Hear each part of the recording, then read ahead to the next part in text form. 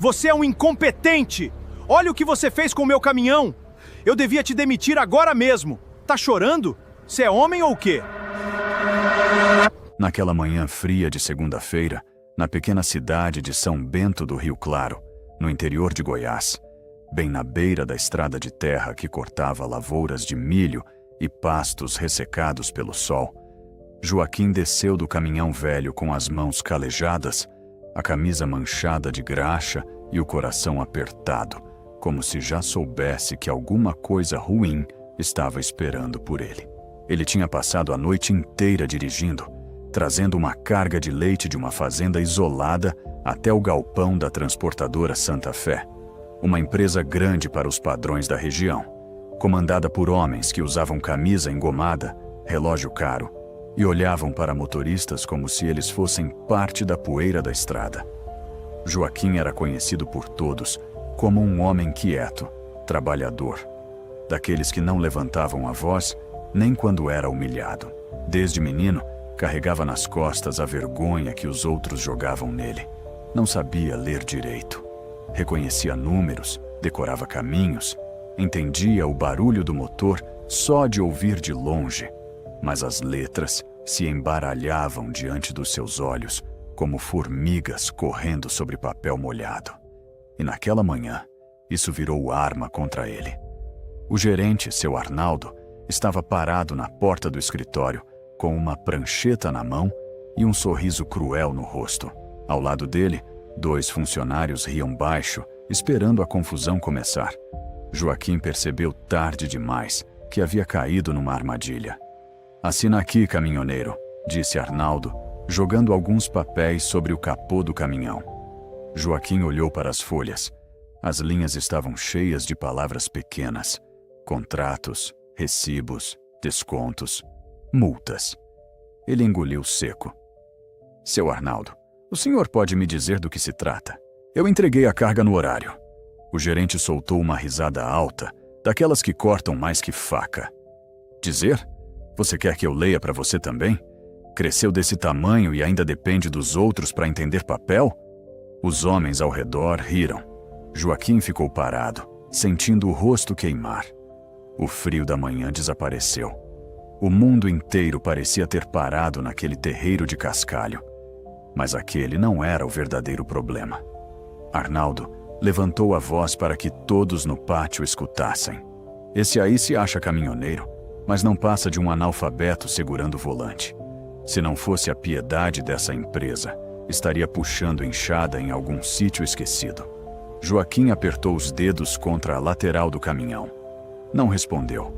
Ele já tinha escutado coisa pior na vida, mas nunca diante de tanta gente. Nunca com tanta maldade. Nunca depois de ter trabalhado 3 dias quase sem dormir para salvar uma entrega que nem era dele.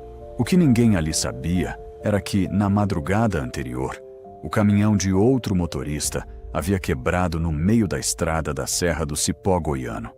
E Joaquim, mesmo cansado, aceitou transferir parte da carga para o próprio caminhão e terminar o serviço.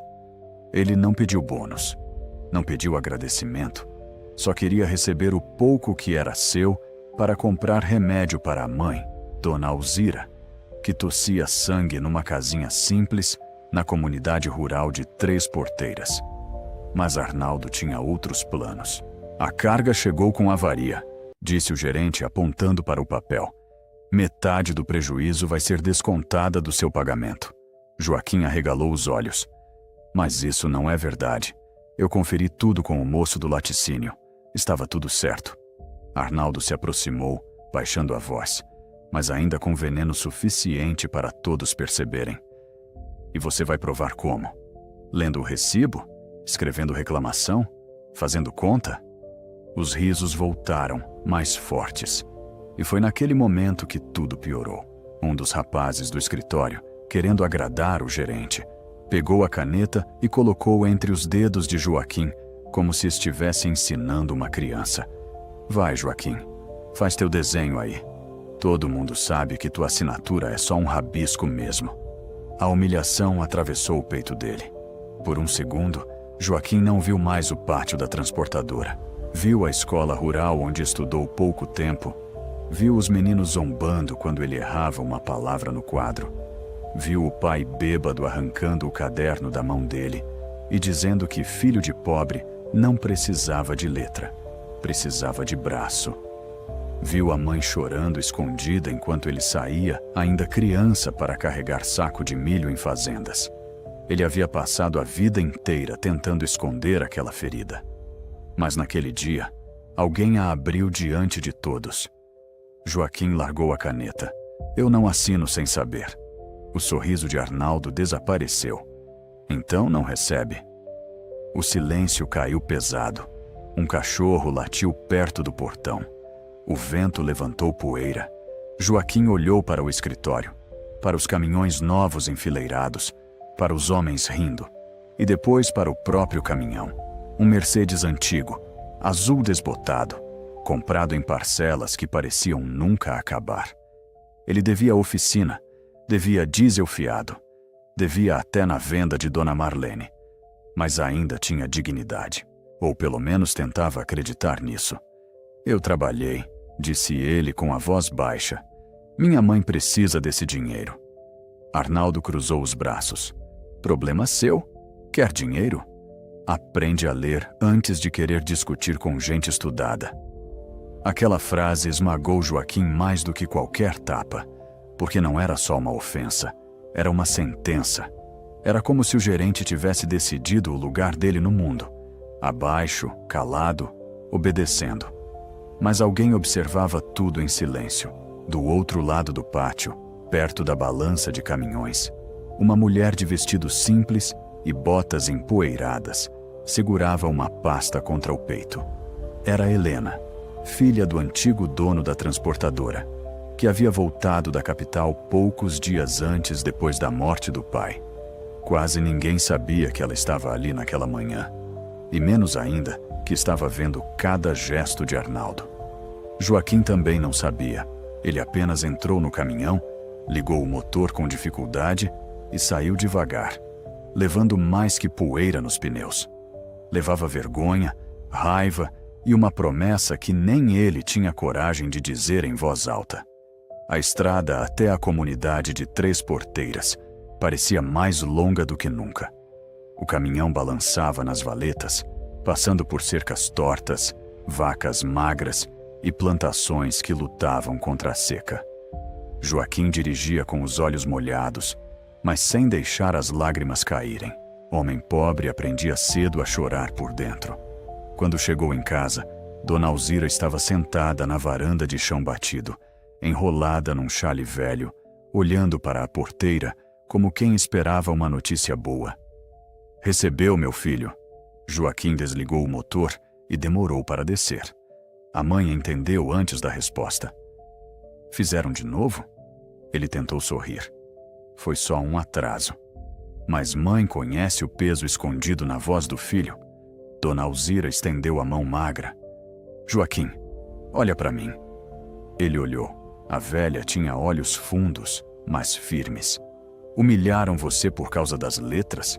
Joaquim virou o rosto, incapaz de mentir. Ela respirou fundo, e aquela respiração veio acompanhada de dor. Eu devia ter te segurado na escola. Devia ter enfrentado teu pai. A culpa não foi sua, mãe. Foi da pobreza também. Mas a pobreza não tem rosto para pedir perdão. Aquelas palavras ficaram dentro dele como brasa.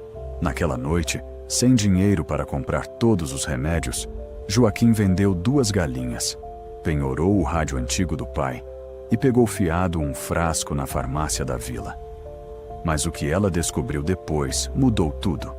Enquanto procurava uma manta no baú velho da mãe, encontrou uma lata enferrujada com documentos antigos, cartas amareladas e uma fotografia de um homem sorrindo ao lado de 3 caminhões novos. No verso, escrito com letra tremida, estava o nome: Sebastião Lemos, Transportes Estrada Viva, 1989. Joaquim franziu a testa. Mãe, quem é esse homem? Dona Alzira ficou branca. Por um instante, pareceu esquecer até da doença. Onde você achou isso? No baú. A senhora conhece? Ela levou a mão ao peito. Conheci. Quem era? Dona Alzira desviou o olhar para a escuridão do terreiro. O silêncio dela dizia mais que qualquer resposta. Mãe, ela fechou os olhos. Era teu tio, irmão do teu pai. Joaquim sentiu um arrepio. Ele nunca tinha ouvido falar daquele tio. Nunca. Por que ninguém me contou? Dona Alzira demorou. Porque tem história que quando a gente enterra, acha que ela para de doer. Mas não parava. Naquela noite, a chuva começou a cair fina sobre o telhado de barro, e Dona Alzira contou pedaços de uma verdade que Joaquim jamais imaginou. Sebastião Lemos havia sido um caminhoneiro simples, como ele, mas inteligente, ousado e respeitado. Começou levando arroz em um caminhão velho, depois abriu uma pequena transportadora que cresceu rápido demais para a inveja dos outros. A empresa dele fazia frete para fazendas da região inteira. Até que, numa curva da estrada velha entre São Bento do Rio Claro e Córrego Fundo, Sebastião morreu em um acidente estranho. Estranho demais. Os freios falharam numa descida. A carga sumiu antes da polícia chegar. E poucos meses depois, um antigo funcionário dele abriu outra transportadora usando rotas, clientes e contratos parecidos. Joaquim sentiu a garganta secar. Qual era o nome desse funcionário? Dona Alzira olhou para ele com medo. Arnaldo, o mesmo Arnaldo, o gerente que o havia chamado de analfabeto, o homem que descontou seu pagamento, o homem que o tratava como lixo. Joaquim se levantou devagar, segurando a fotografia com as mãos trêmulas. Ela ainda não sabia, mas aquela descoberta mudaria sua vida. Ele roubou a empresa do meu tio? Eu não sei, meu filho. Na época, ninguém tinha prova. Teu pai dizia para esquecer. Depois começou a beber mais. E quando você nasceu, essa história já era proibida dentro de casa. Joaquim olhou para a chuva. Cada gota parecia bater mais forte no chão. Por anos, ele acreditou que sua vida era pequena porque nasceu para pouco. Agora, via que talvez alguém tivesse arrancado algo de sua família antes mesmo que ele pudesse entender. Na manhã seguinte, voltou à transportadora não para pedir dinheiro, mas para buscar seus comprovantes antigos, suas notas de viagem, qualquer papel que pudesse mostrar o quanto havia trabalhado. Foi recebido com desprezo. Arnaldo apareceu no pátio com cara de poucos amigos. Voltou para assinar? Voltei para pegar cópia das minhas viagens. O gerente estreitou os olhos. Para quê? Para conferir meus pagamentos. Os funcionários se entreolharam. Arnaldo deu uma risada curta. Agora virou contador? Joaquim respirou fundo. Não, mas vou aprender. A frase saiu simples, quase sem força, mas atingiu o gerente como uma afronta. Você não aprende nem placa sem decorar, Joaquim. Então eu decoro até aprender. Pela primeira vez, Arnaldo não riu. Havia algo diferente no olhar daquele caminhoneiro. Um cansaço antigo se transformando em decisão.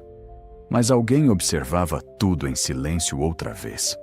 Helena estava na janela do escritório superior, vendo a cena. E quando Joaquim saiu, ela desceu rapidamente, segurando uma pasta escura. Seu Joaquim. Ele parou, desconfiado. Pois não. Eu vi o que aconteceu ontem. Ele baixou os olhos envergonhado. A senhora não precisava ver aquilo. Precisava, sim. A voz dela saiu firme. Porque eu precisava entender por que as contas dessa empresa não fecham. Joaquim não respondeu. Helena se aproximou. Meu pai morreu acreditando que havia gente roubando aqui dentro. Eu voltei para descobrir quem. O coração de Joaquim bateu mais forte. E por que está me dizendo isso? Ela olhou ao redor, certificando-se de que ninguém ouvia. Porque o senhor faz rotas que ninguém mais aceita. Porque conhece cada fazenda perdida nessa região. E porque Arnaldo tem medo de algo relacionado ao seu nome. Joaquim sentiu o sangue gelar. Meu nome? Ontem, depois que o senhor foi embora, ele mandou queimar uma pasta antiga. Eu consegui salvar uma folha. Helena abriu a pasta e mostrou um papel marcado pelo fogo nas bordas. Joaquim não conseguia ler, mas reconheceu um nome no topo, porque já tinha visto na fotografia: Sebastião Lemos. A respiração dele falhou. Onde achou isso? Num arquivo trancado. O que diz? Helena hesitou. Fala de uma dívida antiga, uma transferência de clientes, e tem uma assinatura que pode mudar muita coisa. Joaquim olhou para as letras, frustrado por não conseguir arrancar dali a verdade com os próprios olhos. A vergonha voltou, mas dessa vez veio acompanhada de revolta. Eu preciso aprender a ler isso. Helena fechou a pasta devagar. Eu posso ajudar. Ele quase recusou. Orgulho de homem ferido é bicho arisco, mas lembrou da mãe tossindo, do gerente rindo, do tio apagado da história, e aceitou com um aceno. As aulas começaram escondidas, à noite, no galpão velho de Dona Marlene, perto da venda da comunidade. Depois de dirigir o dia inteiro, Joaquim sentava num banco de madeira diante de um caderno infantil. As mãos enormes, acostumadas a volante e corrente, tremiam segurando o lápis. A primeira palavra que Helena escreveu foi rota. Depois, frete. Depois, contrato. Cada letra parecia uma montanha. Cada sílaba era uma briga contra a vergonha. Muitas vezes ele queria desistir. Muitas vezes amassava o papel, dizendo que era tarde demais. Mas Helena repetia: tarde é continuar preso onde te querem. E isso ficava martelando na cabeça dele. Enquanto aprendia, Joaquim também trabalhava. Só que agora observava tudo. Percebeu que Arnaldo cobrava valores altos dos fazendeiros e pagava pouco aos motoristas. Percebeu que cargas eram desviadas para depósitos particulares. Percebeu que alguns recibos tinham datas alteradas. E percebeu algo ainda mais perigoso. Vários pequenos produtores da região estavam presos à transportadora por contratos abusivos que mal entendiam. Gente simples. Gente como ele. O senhor Otacílio, dono de um sítio de mandioca no Córrego das Pedras, devia quase tudo que produzia. Dona Cida, que vendia queijo artesanal na vila, pagava frete tão caro que mal sobrava dinheiro para a ração das vacas. Seu Nivaldo, velho produtor de milho, chorou ao contar que perderia a terra se não conseguisse entregar a safra no prazo. Joaquim escutava tudo em silêncio, mas por dentro, alguma coisa crescia. Um pensamento perigoso. Um sonho que parecia grande demais para um homem que mal terminava de juntar letras. E se eu fizer os fretes para eles? Perguntou a Helena certa noite. Ela olhou surpresa. Com um caminhão só? Com um caminhão só. Arnaldo vai tentar te destruir. Ele já tentou. Helena ficou em silêncio. Joaquim continuou. Eu conheço as estradas. Conheço os produtores.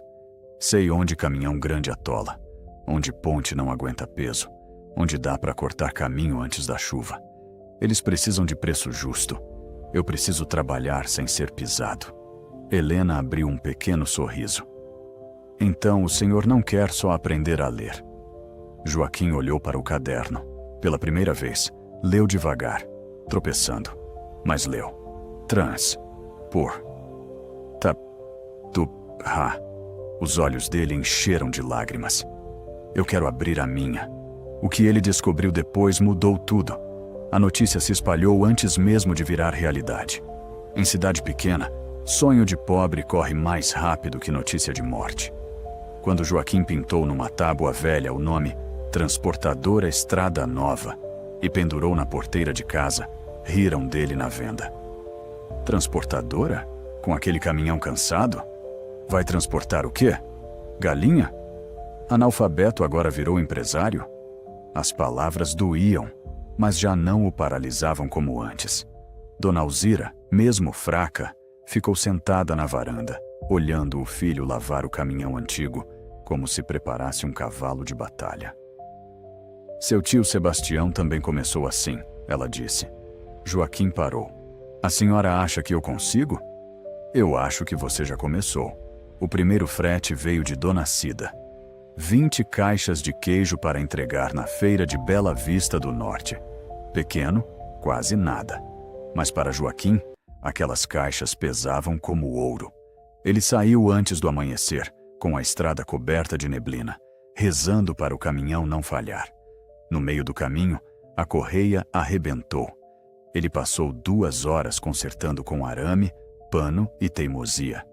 Chegou atrasado, mas chegou. Dona Cida vendeu tudo.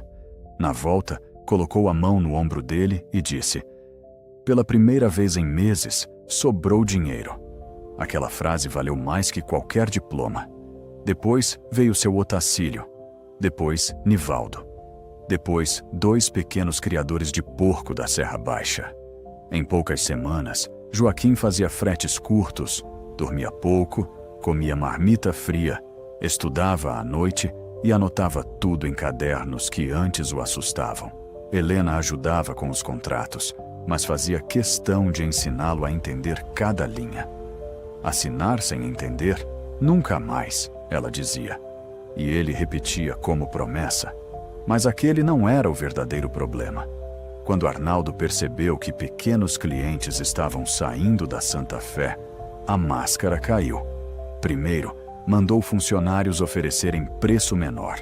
Depois, espalhou boatos de que o caminhão de Joaquim não tinha segurança. Depois, convenceu o posto da entrada da cidade a negar diesel fiado. Joaquim quase parou. Sem combustível, não havia sonho que andasse.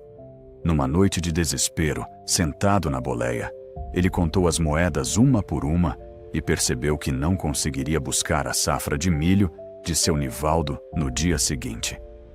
Se não fosse buscar, o velho perderia contrato com o armazém. Se perdesse, talvez perdesse a terra. Joaquim apoiou a testa no volante. Meu Deus, eu não posso falhar agora. Foi quando ouviu batidas na porta do caminhão. Do lado de fora estavam Dona Cida, seu Otacílio, Nivaldo e mais 5 produtores. Cada um segurava alguma coisa. Um galão de diesel, uma sacola de comida, um envelope com notas pequenas. Você carregou nossa esperança, disse Nivaldo. Agora a gente empurra a sua. Joaquim tentou recusar, mas não conseguiu falar. A garganta fechou. Naquela madrugada, pela primeira vez na vida, ele sentiu que não estava sozinho. E foi naquele momento que tudo piorou. O caminhão de Joaquim foi sabotado. Alguém cortou uma mangueira de freio enquanto ele carregava milho no sítio de Nivaldo. Se Joaquim não tivesse percebido um vazamento antes da descida da serra, teria morrido na curva do Barranco Fundo, a mesma região onde seu tio Sebastião havia sofrido o acidente anos antes. A coincidência era grande demais para ser coincidência. Helena ficou pálida quando soube. Joaquim, isso não é só disputa comercial. Ele olhou para a mangueira cortada. Eu sei. Arnaldo está com medo. Então tem coisa enterrada. Naquela noite, os dois abriram novamente os papéis queimados. Joaquim já conseguia ler algumas palavras. Devagar, juntou letras, frases, datas. De repente, seu dedo parou sobre uma assinatura antiga. Ele não entendeu de imediato, mas Helena entendeu. O rosto dela mudou. Isso aqui não pode ser. O que foi? Ela respirou fundo. A assinatura que transferiu os contratos do seu tio para a empresa, que depois virou a Santa Fé, não é do seu tio. Joaquim sentiu um frio percorrer a espinha. Como sabe? Helena pegou a fotografia antiga da lata e virou o verso. Ali havia a letra de Sebastião. Forte, inclinada, diferente. Forjaram. O silêncio tomou conta do galpão. Lá fora, o vento batia nas telhas. Um cavalo relinchou ao longe. Joaquim olhou para o nome do tio morto, para o papel queimado, para a estrada escura além da porteira. Durante anos, chamaram ele de ignorante. Durante anos, usaram sua dificuldade como corrente. Mas agora, as letras, aquelas mesmas letras que o envergonhavam, começavam a revelar um crime. Quem assinou isso? Perguntou ele. Helena virou a folha para a luz fraca. Havia um segundo nome no rodapé, quase apagado pelo fogo. Um nome de testemunha. Joaquim juntou as sílabas com dificuldade. A voz saiu baixa, trêmula. Al, Zi, Ha. Ele parou. O coração pareceu sumir do peito. Mãe. Helena arregalou os olhos. Sua mãe assinou como testemunha? Joaquim não respondeu. Pegou o papel e saiu correndo para casa, debaixo de chuva, com a alma despedaçada por uma pergunta que doía mais que todas as humilhações que já sofreu. Quando chegou à varanda, encontrou Dona Alzira acordada, sentada na cadeira de balanço, como se estivesse esperando por aquele momento havia muitos anos. Ela olhou para o papel na mão do filho e seus olhos se encheram de lágrimas, antes mesmo dele perguntar qualquer coisa. Joaquim ergueu a folha queimada. Mãe, por que seu nome está aqui? Dona Alzira levou a mão à boca, tremendo. Meu filho. Antes que ela terminasse, faróis fortes iluminaram a frente da casa. Um carro preto parou do outro lado da porteira. A chuva engrossou. A porta do veículo se abriu lentamente, e quando Joaquim viu quem desceu, segurando uma pasta vermelha contra o peito, entendeu que a verdade sobre seu tio, sua mãe e a transportadora era muito maior do que ele imaginava.